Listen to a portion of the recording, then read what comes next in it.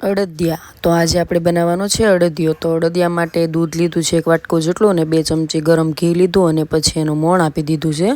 પછી એને બરાબર મિક્સ કરીને એ લોટને ચાળી લેવાનો છે। ચાળી લઈને એટલે એકદમ કરકરું થઈ જાય છે અને પછી આને જ તે ઘીમાં શેકવાનું છે। એટલે હવે ઘી મૂકી દીધું છે અને ગુંદર તળી લીધો છે। ગુંદર તળાઈ જાય ને પછી એ જ ઘીમાં આપણે આ લોટ નાખી દેવાનો છે અને લોટ બ્રાઉન કલર જેવો થાય ને ત્યાં સુધી શેકવાનો છે। લોટ હલાવ્યા જ કરવાનો નકર તો બેસી જાય, એટલે કન્ટિન્યુ શેકવાનો છે। પછી ફૂલી જાય, એકદમ ફૂલી ગયો એટલે પછી એને સાઈડમાં મૂકી દેવાનું છે અને એક સાઈડમાં 1 વાટકો ખાંડ લીધી અને પાણી નાખીને એક તારની આપણે ચાસણી કરી દેવાની છે।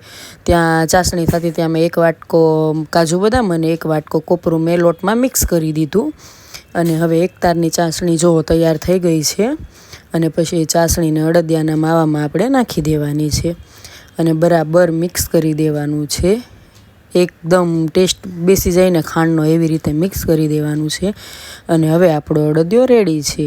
અમે અડદિયાનો મસાલો નથી નાખ્યો, તમને ભાવતો હોય તો તમે નાખી શકો। એકદમ શિયાળામાં મજા આવે એવો અડદિયો ટેસ્ટી। ચાલો ખાવા।